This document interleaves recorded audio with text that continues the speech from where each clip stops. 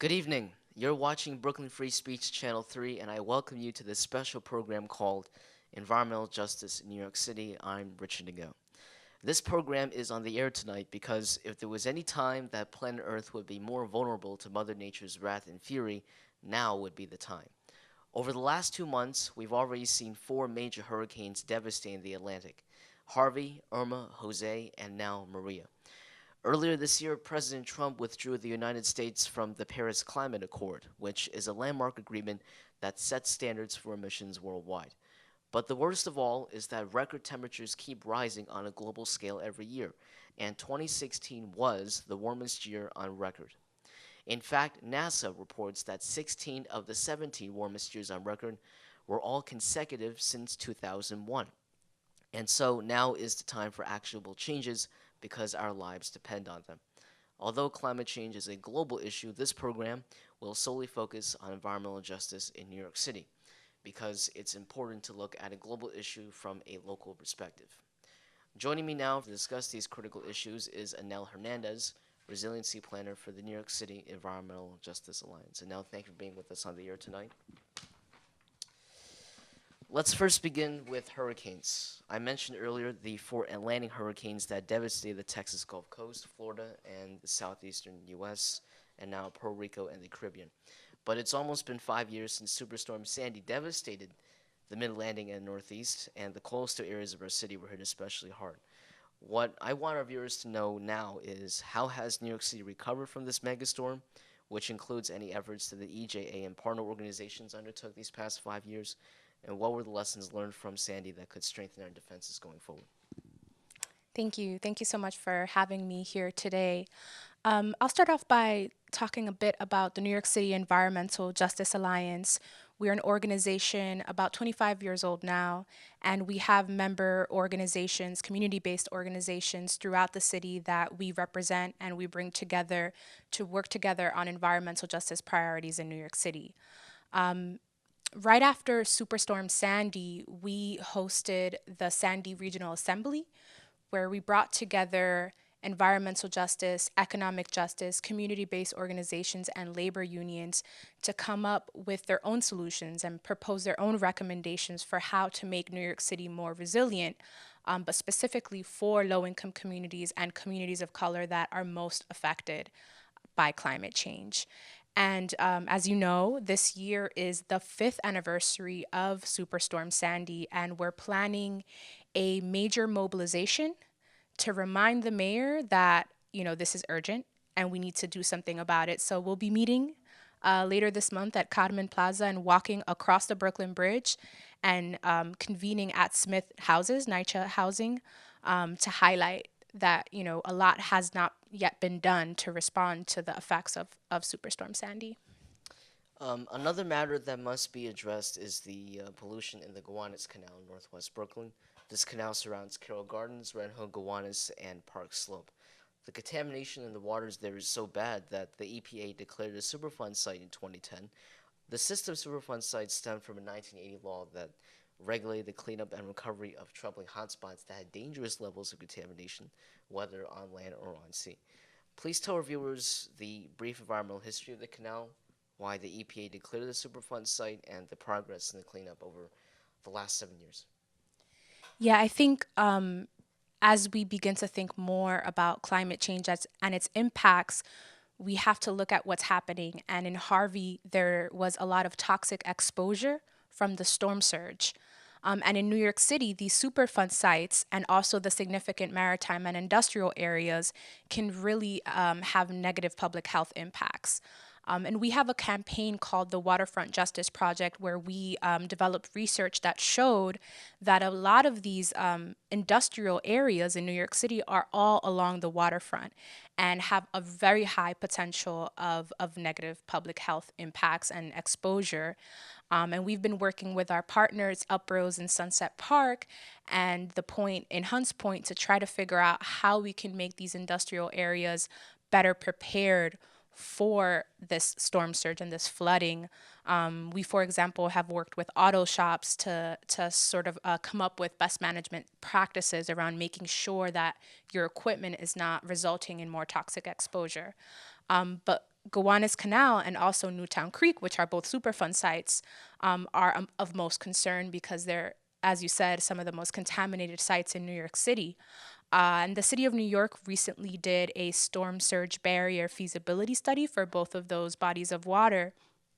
But unfortunately, it is just that, a feasibility study. And so there is no promise of funding to develop the infrastructure that we really need to protect ourselves from this potential toxic exposure. But has the EJA worked with Mayor de Blasio's administration to come up in a compromise of sorts, some collective solutions about what's going on in the Gowanus Canal? Well, one thing that the city is working on right now, specifically the Department of Environmental Protection, is creating green infrastructure in specific neighborhoods throughout the city. Every time it rains in New York City, our raw sewage from our bathtubs, our toilets, our sinks flow directly into our waterways. So, in addition to this sort of larger Superfund toxic exposure, the sort of long term legacy, every time it rains, we're still polluting these waterways.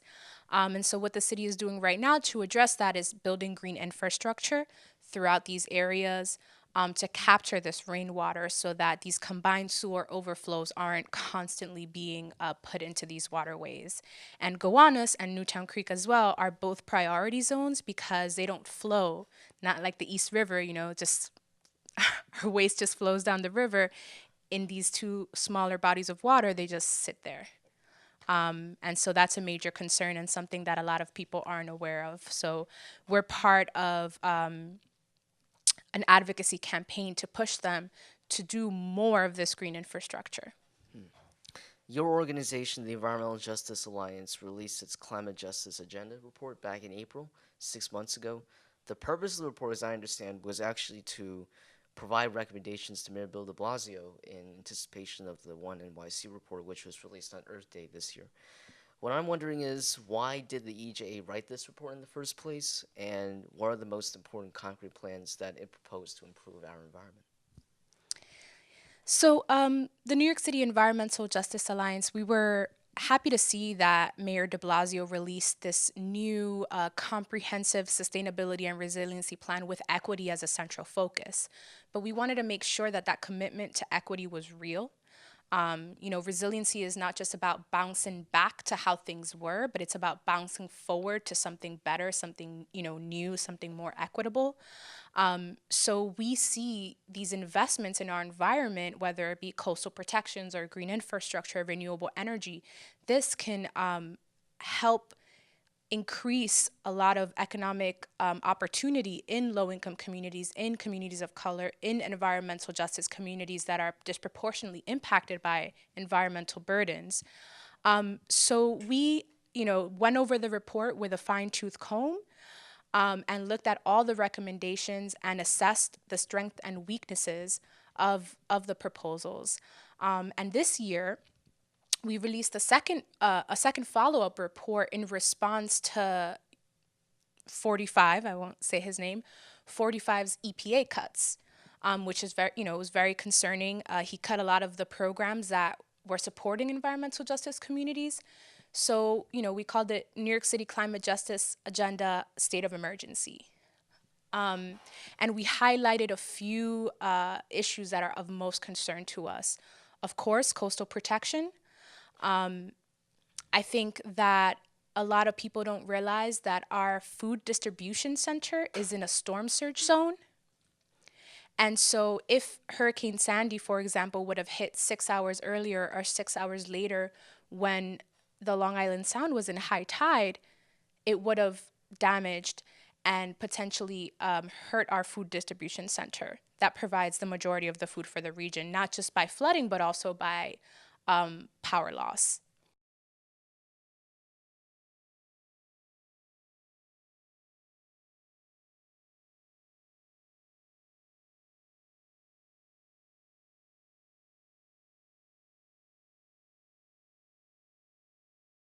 Great. So I'll definitely take this opportunity to highlight the work of our member organizations.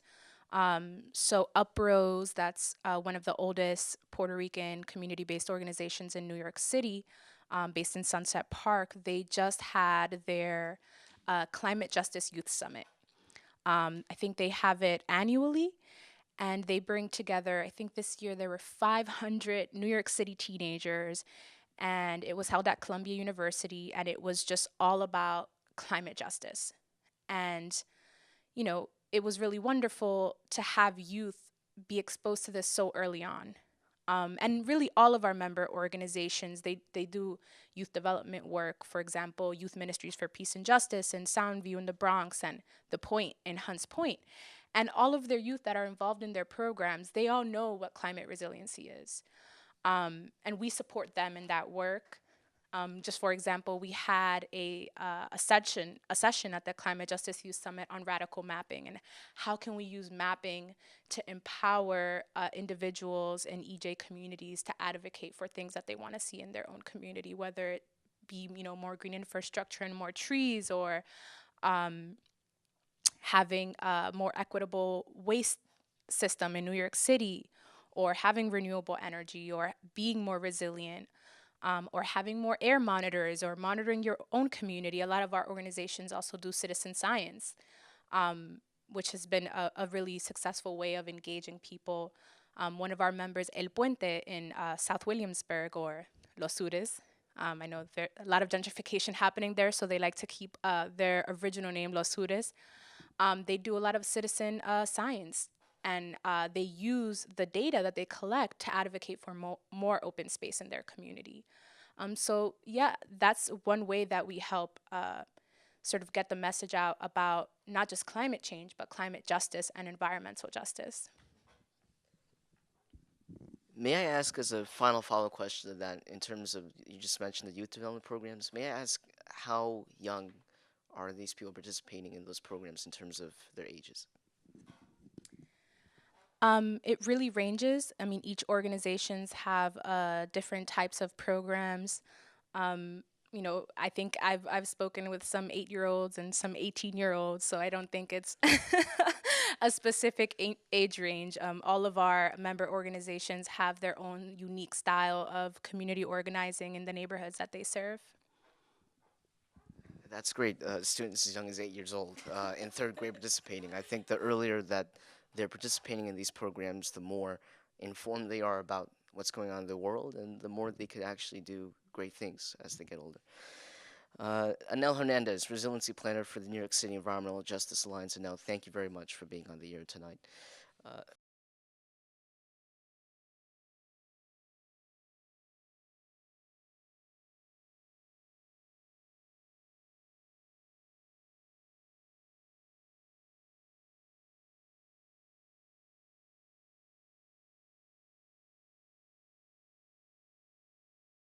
For those of you just joining us on Brooklyn Free Speech Channel 3, that was only half of the program you just saw. We have left the studios at the BRIC Media Center and are now here at Newtown Creek in order to expand our reporting on a moment in this city's environmental history that cannot be ignored. But before we delve into the history, let's first explain what surrounds us. Newtown Creek is an estuary of the East River that spans 3.5 miles. It is the channel of water that borders the Greenpoint section of Brooklyn and Long Island City in Queens. Because of its unique geographic location, a view of the Manhattan skyline can be seen from the distance. The reason we're here is that this wasn't just one of the most polluted sites in this city, but it was also one of the most polluted sites in all of America. In fact, it's been reported that as much as 30 million gallons of oil were spilled into this area, and unfortunately, both land and water were in peril. I'll have more on that in a few moments. What surrounds us now is the Newtown Creek Nature Walk, which is on the Brooklyn side of this estuary, and it only covers a fraction of the actual length of the entire creek. Environmental sculpture artist George Tracas collaborated with the New York City Department of Environmental Protection to conceptualize and design this space to make visitors feel welcome in an area that's actually next to a wastewater treatment plant. Before we get to that, here's an overview of what the Nature Walk consists of. The Nature Walk is a comprehensive overview of the waters, natural scenery, an important history of what was and still is a contaminated industrial area that's not out of the woods just yet. One unforgettable highlight is the Whale Creek Path. This path allows visitors to see the western side of this even smaller body of water, where tugboats and barges used to visit here for industrial activity back in the day, and the birds and aquatic life that depend on the waters for survival also cannot be forgotten. There are seating areas at the water's edge for those interested in canoeing or kayaking, but only 7 people can be fit, so be careful because any human contact with the waters themselves is prohibited, and for good reason. Another attraction is what's called the vessel. Stretching 170 feet long, this depicts the inner body of a 19th century boat that was built along the shore of the East River in Greenpoint. The original boat is twice the size of this depiction. But the best part of all is that the treatment plant is somewhat visible through the portholes of the 13-foot-high concrete walls. And again, I'll have more on the plant later in the program. After departing the vessel, you'll be walking along the turret, the walkway at the center of this public scenery. Walking north will give you a first glimpse of Newtown Creek itself, but if you turn back the other way, the Manhattan skyline is right in front of you. When you keep walking north, you'll notice that the path gets wider, and you'll see what's known as the industrial scenes. Last but not least, you can explore the native plants that have diverse characteristics along the nature walk, and for each distinct plant, a plaque stands alongside it to explain to visitors what it is and what it does. Those are just some of the many sites along the Newtown Creek Nature Walk, but what's right behind me here is part of the reason why we're here. This is the Newtown Creek Wastewater Treatment Plant, and behind me are the iconic digester eggs. This plant is so extensive that it covers an area of 15,000 acres, which makes this the largest of 14 treatment plants in the entire city. Opened in 1967, this plant currently serves about 1 million residents in Greenpoint, and it treats 310 million gallons of wastewater every day, which is 18% of the city's wastewater overall. Mind you that this capacity is handled during dry weather, but the plant has undergone upgrades since 1998, and if the work hasn't finished by now, the plant will eventually take in as much as 700 million gallons of wastewater daily during wet weather days. And as I said, the one attraction here that is unmistakable behind me is the digester eggs. There are 8 of these stainless steel clad containers to be exact. These eggs are critical in processing and digesting sludge, which is the organic matter removed from sewage, and turning them into stable materials. With heat, minimal oxygen, and time, bacteria decomposes this sludge into water, carbon dioxide, and methane gas. Only then will this material be fully decomposed and released into the environment. Without these eggs, Newtown Creek would have no other place to turn to if another disaster strikes. But what makes these eggs so special is when the sun finally sets and the night sky seeps in. During the night, the eggs light up in blue so that the treatment plant as a whole can be recognized by the city. In addition, the white lights show the utilities of the plant, such as the loading docks that handle the sludge coming into the treatment plant. I assume that's on my left. And the pedestrian walkways, which I presume include this nature walk, are shown in yellow. All in all, a light show originating from the most unexpected of places. Now, the main reason we are reporting from Newtown Creek is the one environmental disaster that must be covered, the infamous Greenpoint oil spill. It's infamous because the oil was gushing into Greenpoint for a staggering 120 plus years. Since 1866, what was once an area abundant of life now turned into an industrial zone that represented what was wrong in the oil industry. And the most infamous part of all this devastation in Newtown Creek was the ExxonMobil spill. As I mentioned earlier, as much as 30 million gallons of oil leaked into this area, but the poisons kept gushing in for decades until this was finally discovered almost 40 years ago in 1978. As a result of all this, 100 acres of land have been devastated to ruins, and at least half are no longer ripe for development. Besides all this, the bottom of Newtown Creek, which is 25 feet deep, accumulated human and industrial waste from nearly 1,500 sites as of 2013. All of this, not to mention the wasteful offloading of concrete and, yes, raw sewage, finally reached a breaking point in 2005. During that year, Greenpoint residents got together to sue BP, ExxonMobil, and others for their culpability and injuring the health of thousands of lives. In 2009, ExxonMobil was found guilty and paid New York City $10.47 million.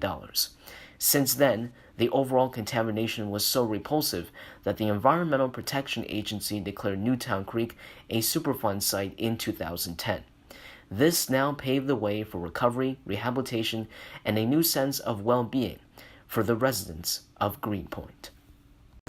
After everything that we've seen and heard about so far, the future for Newtown Creek and the residents of Greenpoint remains uncertain. But what is clear is that government intervention and a revitalization of this neighborhood has helped us come a long way so far, but there is more work that still needs to be done. Neighbors Allied for Good Growth, an environmental justice organization based here in Greenpoint and Williamsburg, published an interactive map called the Toxicity Map. This map shows the extensive amounts of land that are still polluted and under remediation, which can be seen in yellow. The medium-sized dark purple dots show oil spills that poured at least 100 gallons of oil onto the streets. And as it turns out, they're everywhere. But what's truly ominous is that 100-year and 500-year floods are projected to inundate wide swaths of Greenpoint and Williamsburg, which would further worsen the contamination here at Newtown Creek and derail the recovery and progress that has been made for so many decades. To find out the details of the current environment, go to www.nag-brooklyn.org/the-toxicity-map.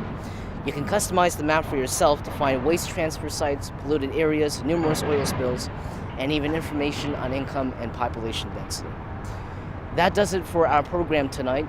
My special thanks again to Annel Hernandez, Resiliency Planner for the New York City Environmental Justice Alliance, for the meaningful conversation that we had earlier tonight in the studios of the BRIC Media Center.